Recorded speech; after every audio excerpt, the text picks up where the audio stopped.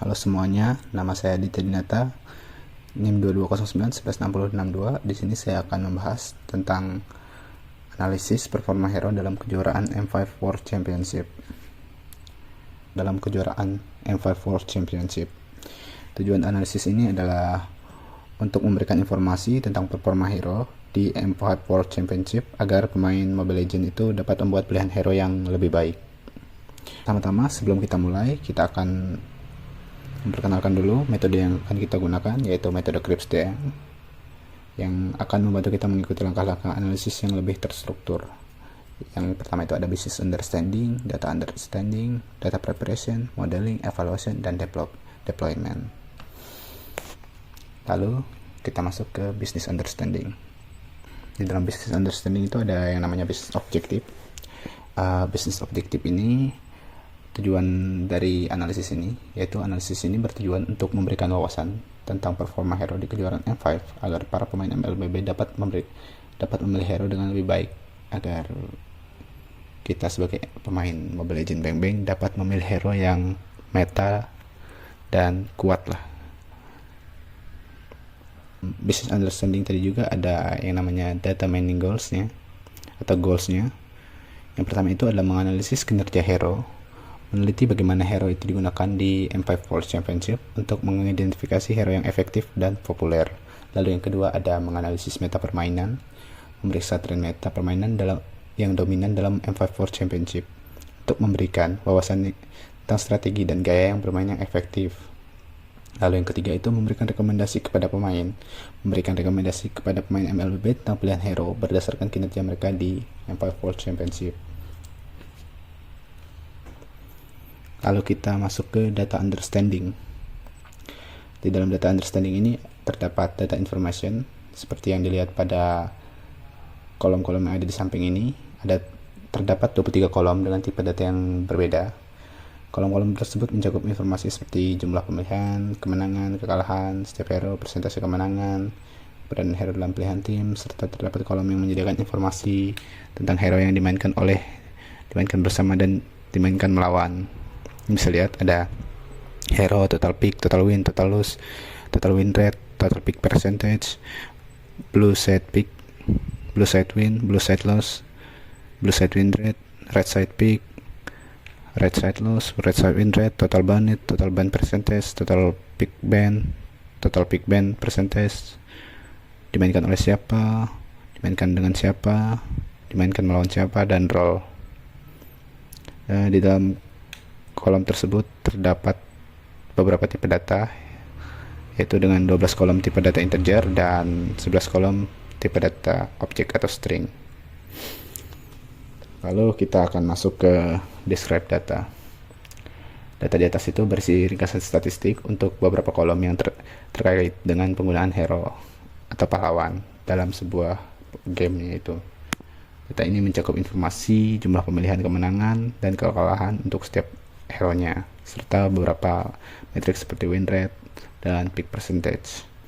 Selain itu, terdapat statistik deskriptif rata-rata, standar deviasi, nilai minimum, nilai maksimum, serta persentil 25%, 50%, dan 75%. Data ini terdiri dari 124 kolom yang mewakili informasi statistik untuk masing-masing hero. Bisa dilihat di sini ada beberapa describe data dari count, main, std min, sampai max. Lalu selanjutnya kita akan masuk ke EDA yang terdapat dalam data understanding juga. EDA yaitu exploratory data analysis. Di sini bisa dilihat di sini ada beberapa role dari hero-hero yang ada dan jumlah hero yang ada dalam role tersebut yang dipick di M5 World Championship.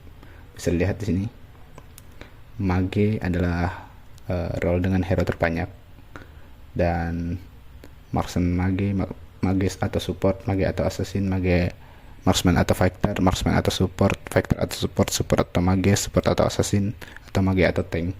Itu adalah role dengan jumlah hero yang sedikit atau pick yang sedikit di M5. Lalu di sini juga ada jumlah pick secara keseluruhan untuk setiap hero-nya. Di sini bisa dilihat jumlah yang paling tinggi itu Valentina dan Fredrin. Di sini itu Trisi, Valentina, dan Fredrin. Lalu setelah itu kita akan masuk ke data preparation. Dalam data preparation itu ada yang namanya data cleaning, yaitu membersihkan semua value kayak outlier atau missing value yang ada. Tapi di sini tidak ada missing value yang di dalam dataset ini, jadi tidak diperlukan data cleaning untuk menghapus missing value-nya karena memang tidak ada.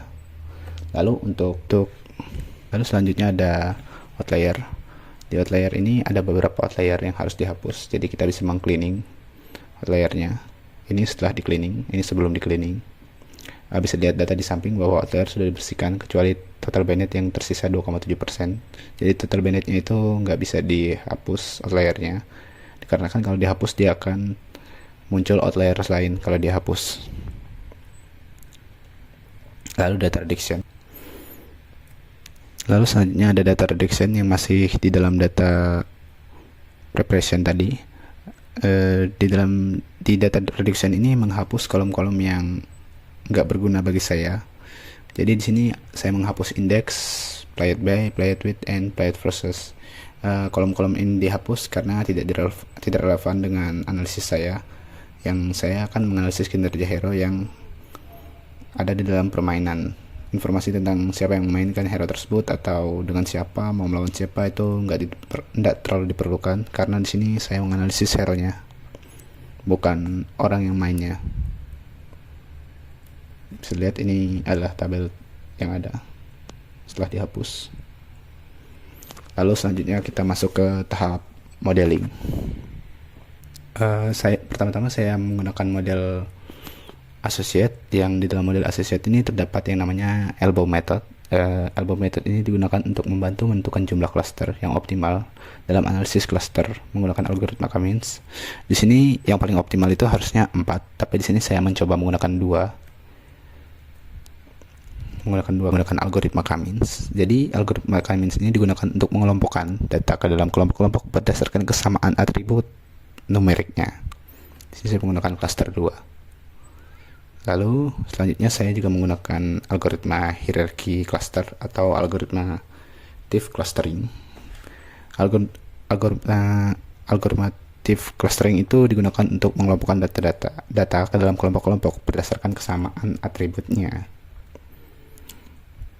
Lalu ini adalah hasil dari Cummins dan hierarchy cluster atau agglomerative clustering. Itu Cummins-nya bernilai 1 dan hierarchy itu bernilai 0. Ini karena perbedaan algoritma aja. Lalu di sini kita akan evaluation. Di sini saya menggunakan penghitungan skor Silhouette, Kalinski, Harbais, dan Davis-Baldwin. Silhouette itu apa sih? Silhouette itu adalah skor yang mengukur seberapa dekat setiap titik dalam sebuah cluster dengan titik-titik cluster lain. Nilai Silhouette itu skor itu berkisar -1 hingga 1. Yang lebih tinggi menunjukkan objek lebih baik cocok dengan cluster mereka sendiri dan tidak cocok dengan cluster tetangga.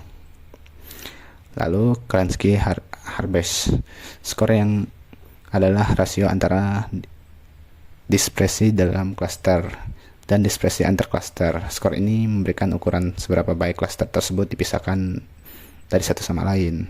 Nilai tinggi itu menunjukkan cluster terpisah itu lebih kompak, lebih terpisah dan lebih kompak kalau nilainya lebih tinggi. Lalu ada Davis-Baldwin. Davis-Baldwin skor merupakan rasio jarak antara cluster dengan kepadatan dalam cluster. Skor ini memberikan ukuran seberapa baik sebuah cluster dipisahkan satu sama lain. Jadi ini memberikan skornya itu seberapa baik sih dipisahkan satu sama lain. Semakin rendah skornya itu semakin baik gitu cluster tersebut dipisahkan.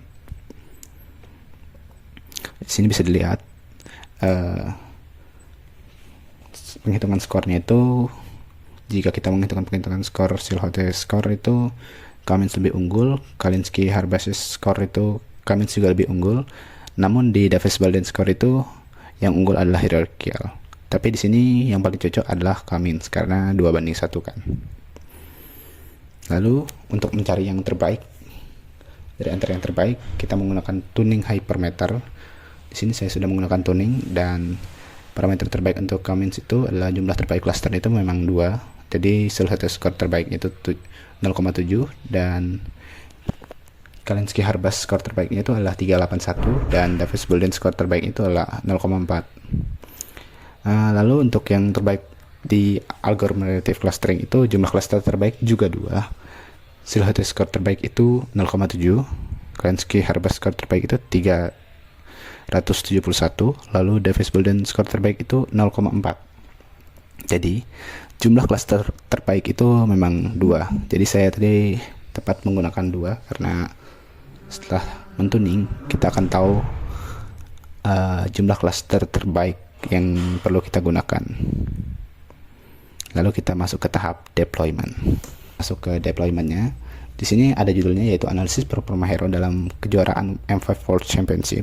Ini datasetnya bisa dilihat. Lalu di sini kita akan masuk ke EDA atau Exploratory Data Analysis. Di sini EDA-nya menampilkan total peak percentage berdasarkan role. Jadi kita melihat role dengan peak percentage tertinggi. Ini EDA-nya berbentuk donat. Di sini kita bisa tahu kalau tank adalah role dengan jumlah peak percentage tertinggi atau persentase peak tertinggi, lalu disusul oleh marksman, lalu disusul lagi oleh mage. Lalu selain total persentase peak, ada juga total band percentage atau total persentase bandnya berdasarkan role-nya. Di sini mage adalah role dengan total band presentasi band yang tinggi ya, karena dia yang paling tinggi di sini 27,3%. Lalu ada disusul oleh tank dan disusul oleh yang lainnya.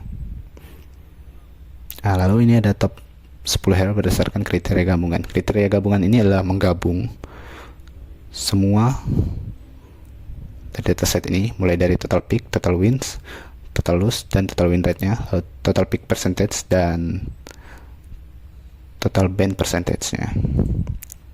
Lalu setelah digabung, kita akan mendapat skor, dimana skor yang paling tinggi itu didapat oleh Beatrix. Jadi yang paling bagus untuk dipilih hero-nya itu, jika role-nya marksman itu adalah Beatrix. Jika kalian suka role tank, itu bisa milih edit. Di sini juga ada Iritel, Bruno.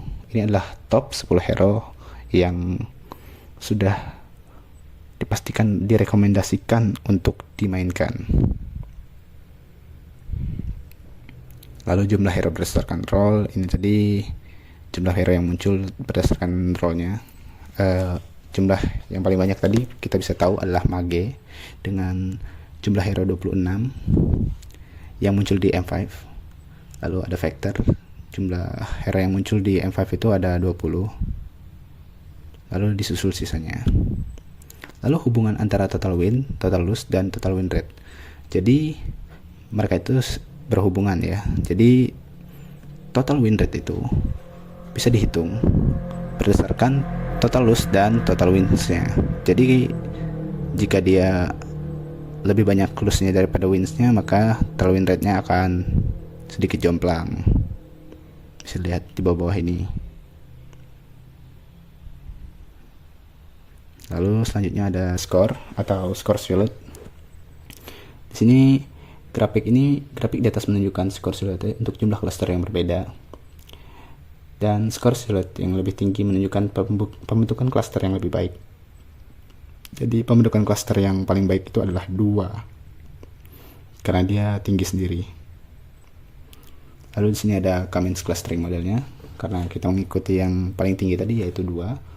Jadi di sini ada 2 cluster, bisa kita lihat. Diagram di atas itu memvisualisasikan hasil pengelompokan menggunakan PCA. Setiap titik mewakili hero yang berada diwarnai berdasarkan cluster mereka. Kita bisa melihat di sini. Kita bisa melihat hero-hero yang ada di cluster 0. Ini di cluster ini. Ada hero apa-apa saja. Kita juga bisa memilih yang cluster 1. Jadi cluster 0 dulu. Kita dapat melihat hero-hero yang ada di cluster 0 ini, atau yang merah ini. Ini hero-hero yang bisa dibilang kurang direkomendasikan. Lalu ada yang namanya cluster 1, hero-hero yang cukup direkomendasikan. bisa lihat hero-hero yang putih ini adalah hero-hero yang di cluster 1. Bisa lihat ini hero-hero yang tadi masuk di 10 besar direkomendasikan tadi, seperti Edit, Patrick, dan lain-lain.